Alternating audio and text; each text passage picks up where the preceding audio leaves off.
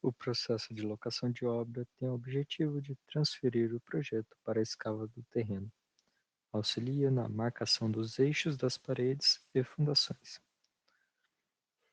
No processo de tábua corrida, ela é mais segura e as marcações nela permanecem por muito tempo, possibilitando conferir a obra durante o andamento da mesma.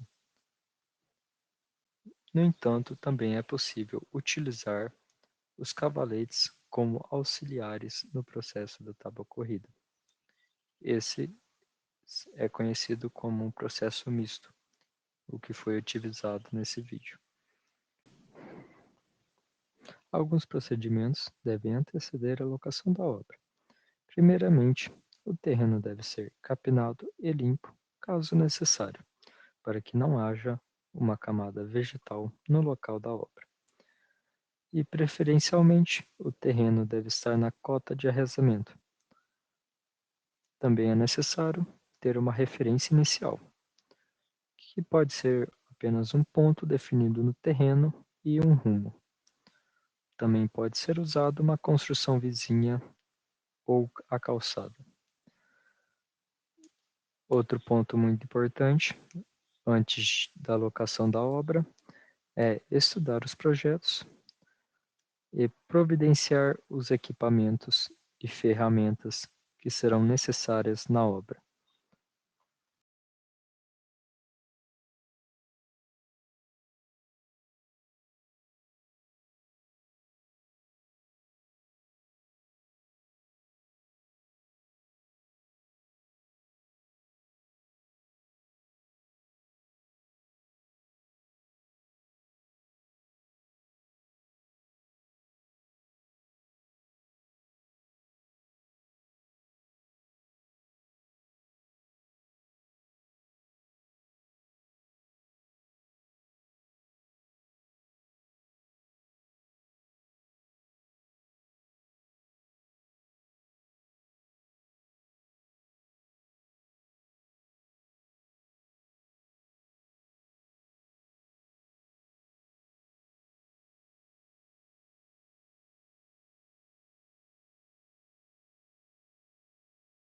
Iremos utilizar o sistema de geoprocessamento disponível no site de Toledo, Paraná.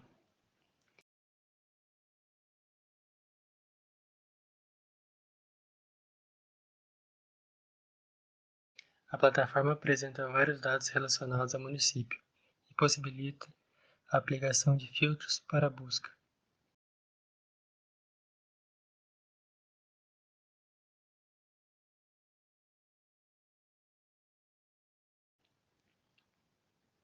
Iremos selecionar um terreno em um loteamento próximo à Universidade Tecnológica Federal do Paraná, Campus Toledo.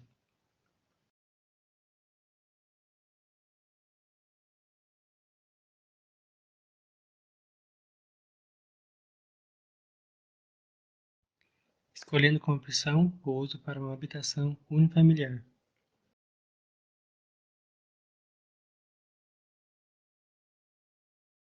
Assim, o site apresenta os dados do terreno de acordo com as especificações do zoneamento do município.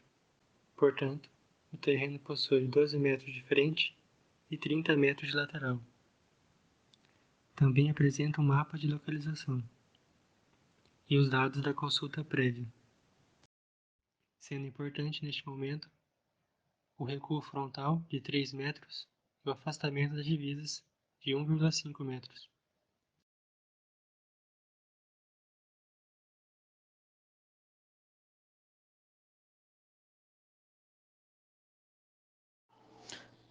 Iremos alocar a obra a 5 metros da calçada e 3,15 metros da divisa esquerda, respeitando o recuo frontal de 3 metros e lateral de 1,5 metro. No processo da tábua corrida, deve-se usar pontaletes de pinho ou varas de eucalipto.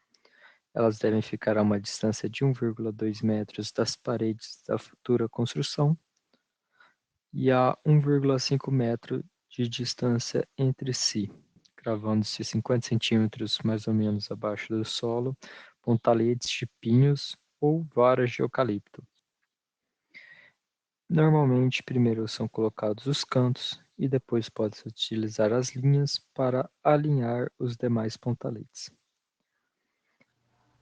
verificando sempre o prumo e o nível de cada pontalete para que o gabarito não fique fora do esquadro. Nos pontaletes são pregados tábuas em volta de toda a construção.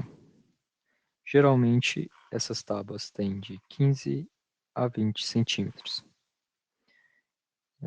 Normalmente, elas ficam 1 metro acima do piso. Nessas tábuas são pregadas pregos. Depois de montar a tábua corrida, já podemos começar a colocar os cavaletes, que devem ser montados somente onde existir uma parede no projeto, a 1,2 metros da extremidade da parede. Os cavaletes só são utilizados no interior do gabarito, para evitar que ocorra um excesso de fio. Como os cavaletes são peças individuais, deve-se tomar cuidado para não esbarrar nos mesmos, podendo tirá-los de posição. Pode-se fazer marcações nas tábuas do gabarito para identificar os alinhamentos.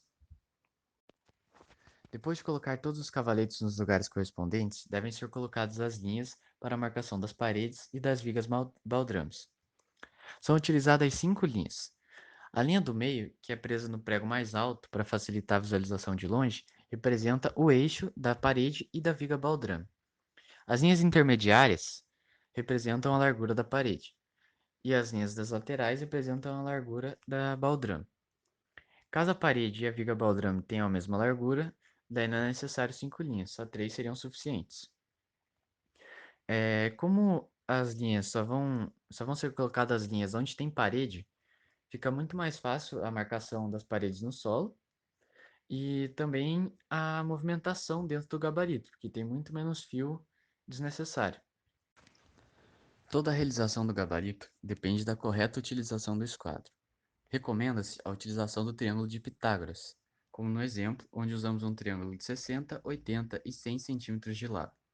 Para uma menor margem de erro, pode utilizar um triângulo maior, com 3, 4 e 5 metros de lado, assim diminuindo o erro acumulado. Basta posicionar o esquadro nos cantos do gabarito e alinhar as tábuas ao esquadro. No caso das linhas, o processo é o mesmo, posicionando o esquadro onde houver cruzamento de linhas. Depois de colocar todas as linhas nos cavaletes ou na tábua corrida, onde for os locais apropriados que tiver parede, já é possível começar a transferir a marcação para o solo. Então, como eu já disse, aonde tem parede, que também vai ter uma viga baldrame embaixo, é feita a marcação com cal no solo. E aonde tem as sapatas, que geralmente é onde as linhas se cruzam, você usa o prumo para fazer uma marcação mais precisa e coloca um piquete no solo. Em alguns casos, você pode até colocar uma pequena quantidade de concreto, de massa, para ele ficar mais firme, porque caso contrário, você vai ter que verificar, antes de fazer as perfurações no solo, a escavação, verificar se o piquete está onde deveria estar. Porque como vai ter máquinas passando e também os trabalhadores, é possível alguém esbarrar e acabar movimentando um piquete. E, bom, depois dessas marcações serem feitas, já é possível iniciar então as escavações da fundação.